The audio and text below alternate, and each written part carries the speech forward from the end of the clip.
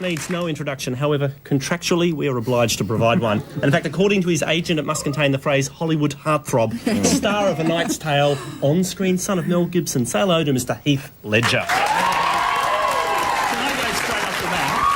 When was you come from Los Angeles? What now? Yeah, right now. When was the last time you were in the States? I was back there for... No, I wasn't. I was in Perth, actually, on the big day. But, no, I kind of... I haven't been working for the last couple of months. I've had time off. I went through Europe with some friends and just travelled, and that's it. And I've been spending time at home in Perth with my family. And have you talked to your friends back there? Yeah. Yeah, How are they feeling? They're a little shook up, obviously. And... I don't know, they say it's just a real weird vibe right now in LA. It's kind of, all the cars have American flags flying on them. There's tattoo shops with, free stars and star and stripe tattoos available. And Hollywood's sort of shut down, hasn't it? It's yeah, really all the ground studios to a halt. apparently have shut. Yeah. It's sort of weird because Hollywood is based so much about purely entertainment, and all of that seems so frivolous right at the moment. Yeah, but it's also that people are very frightened to be gathered in large numbers, like at Universal Baseball Studios, games anything, and that's going to probably include cinemas and all that sort of thing for a while. Must be horrible. Must be just an awful feeling. No. And taking a break that's a brave thing to do. A lot of people say, when you're starting out, you just take movie after movie. You've made a decision. You want to break? I did the movie after movie thing for 2 years straight, and it just wore me out. It was 6-day weeks, 18-hour days. And how many times do you reckon you're going to play Mel Gibson's son? And I don't know. A couple more times. Yeah. Do you reckon? Because I always think you always hear, they talk about actors doing back-to-back movies, and I'm sure, and then they have a nervous breakdown, and I'm sure people are going, but it's not hard work. People have got no idea, have they, of the hours that are involved and the, Yeah, I know. I guess... not that you want to whinge about a good situation, exactly, but it is a lot harder work, I think, than people think. Yeah, it really is. I mean, I guess the last one, I did a small movie called Monsters Ball, but before that, I did this giant epic with Shaker Kapoor, and, things like I had 3.5 hours in the makeup chair every morning, so I'd get to work at 3 o'clock in the morning, get out of the makeup chair at 6, get home at, 10, p.m., and I really had like 4 hours sleep a night for 6 months every day. When I did Babe 2, I spent 2.5 months in a rubber suit. So. Tell me about it. And in a harness. Oh, man. Yeah, that was a nightmare. It drives you crazy. It does. Sitting there looking in the mirror, it drives you mad. Really does. What were you getting made up to be in three and a half An Arab, hours? actually.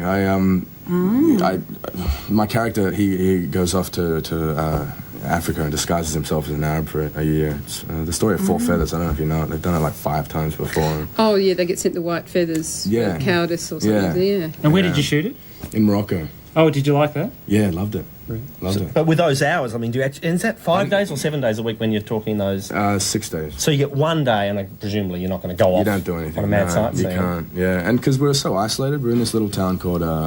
we're in, where is it? Erfurt. And so there was nothing there. There was one Casbah, and that was it. So it was pure isolation.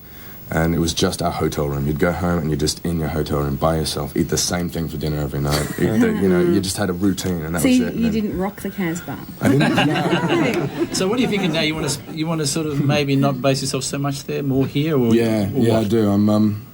I don't know. I think I might. I want to try and keep my place over there for another year or so, but I really want to move back here. I'm really missing home and my friends and stuff like that. Can we say that your dad's in with you tonight and your sister? Yep, and my dad and my sister. Yeah, they are. Now that's your sister there. She was an actress. Oh, she what? But she got you into acting, didn't she? Yeah, she did. Yeah.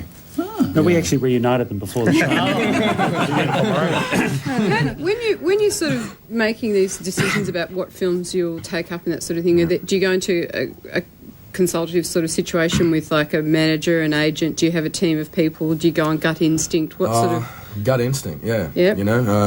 Generally I'll go against the first things that my agents bring to me because it's CAA and they're like blockbuster, big fire engines, explosions, and action and hero stuff. Is it hero classic Hollywood hero well, especially stuff? After A Knight's Tale, that's all. But that's all going to change now anyway, because I was reading in the New York Times the other day that they're saying there's a major rethink in terms of blockbusters.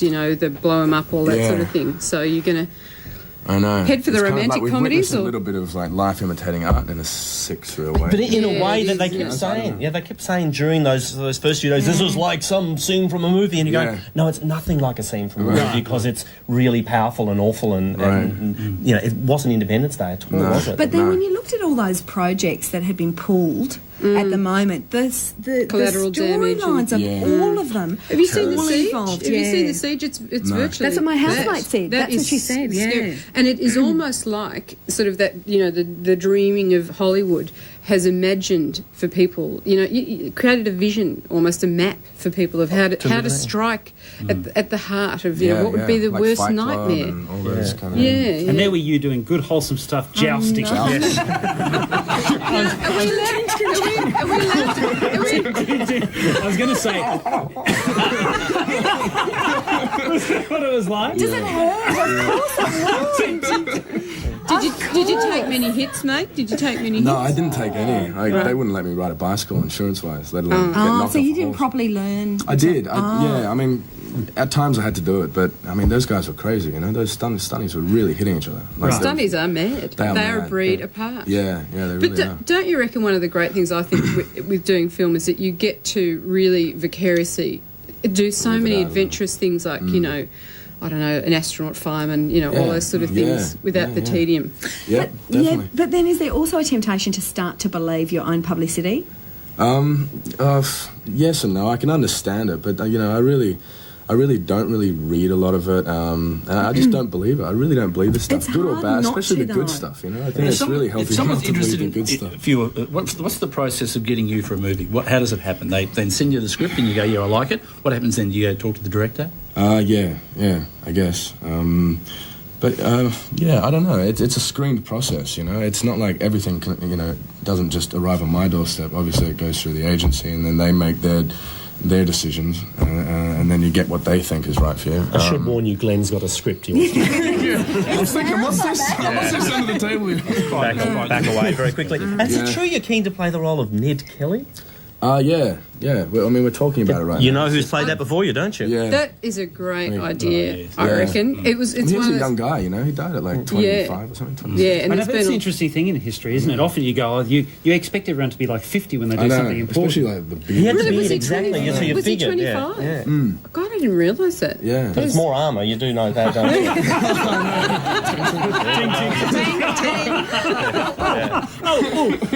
I was going to ask you something. I read this in a profile like 3 years ago that you were a very good hockey player. Tell me I've got that right.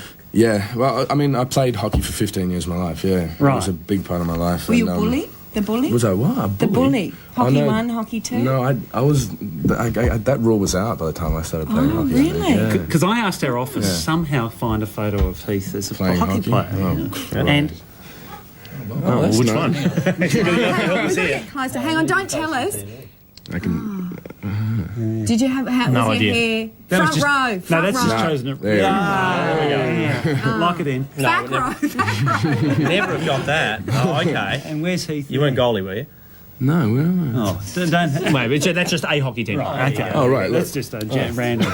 That could be anybody. No, I was going to say, but that was at a fair level, wasn't it? At a state level. Oh, yeah, I did. I played for Western Australia a little bit, like junior level and stuff like that. So you must have reached a crossroads where you either enter the glamorous world of field hockey or the leading Yeah, I don't know. It wasn't a huge decision. It was never going to be a career of mine, It was just like any kid plays any sport, and, I just kept following it. But, it did get to a place where, I was splitting my focus. It was one or the other, so, it wasn't that hard. Oh, just on the Hollywood thing again, how does it feel when you meet, like, blindingly famous people? I know, like, when I met Linda Evangelista, just say, for example, at this big dinner thing, and it's one of those times when you meet someone you think, my God, so many people in the world know who this person is.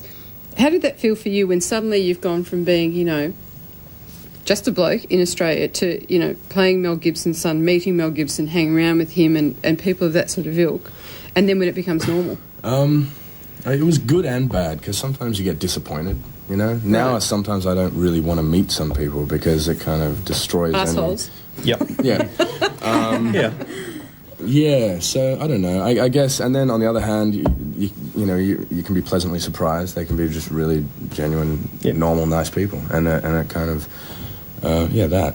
But then, well, at the end of the movie, after 30, 40 days, you must go. It's just then that drifts away. Yeah. Oh yeah, definitely. If you're working with them, for sure. Yeah. Were we a disappointment to you tonight? Just drifted away. Hey, Knight's Tale. A Knight's Tale is still screening and doing extremely well around the country. It's a very funny movie. Check it out if you get a chance, and we look forward to seing you in the big bucket as awesome. Mr. Ned Kelly. Good luck with whatever project you take up next, and your tailor.